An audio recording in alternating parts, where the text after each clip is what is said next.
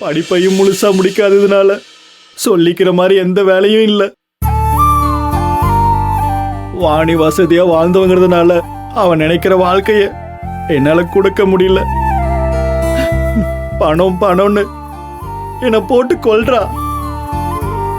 கொண்டு வந்த நகையை வச்சு வெளிநாட்டுக்கு போய் சம்பாதிக்கலான்னு முடிவு பண்ணி ஒரு பேங்க்ல நகையை வச்சு பணத்தை கொண்டு போய் ஒரு ஏஜென்ட்ஸ்ல கட்டின. அவன் பணத்தை ஏமாத்திட்டு ஓடிட்டா ஆனந்தி.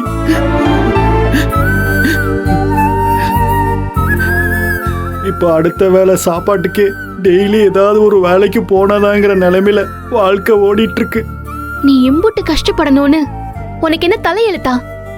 நீதே எங்க இருக்கிறன்னு எனக்கு தெரியல. என்னால வந்து உன்னை பார்க்க முடியல. உனக்கு நான் எங்க இருக்கேன்னு தெரிஞ்சிருந்தோம் ஏனே என்னைய வந்து பார்க்கல? உன்னையும் அக்காவையும் நல்லா பார்த்துப்பேங்கிற நம்பிக்கையில தான் அப்பா அம்மா பார்த்து பார்த்து வளர்த்தாங்க. ஆனா என் சுயநலம் நம்ம குடும்பத்தையே நிம்மதி இல்லாம ஆக்கிடுச்சு.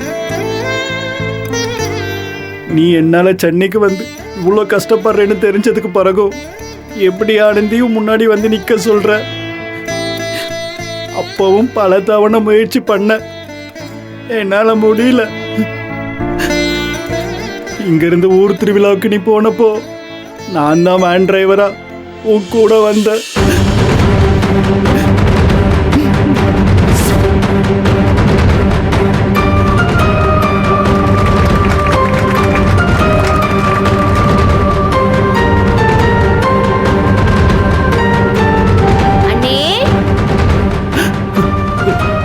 ஆனந்தின்னு என் பேரு போட்டிருக்கு.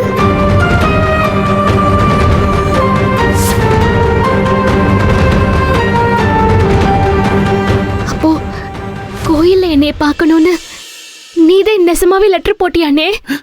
ஆமா,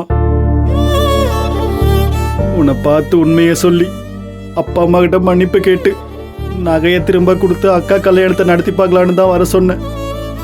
ஆனா அங்க ஏதேதோ நடந்துருச்சு.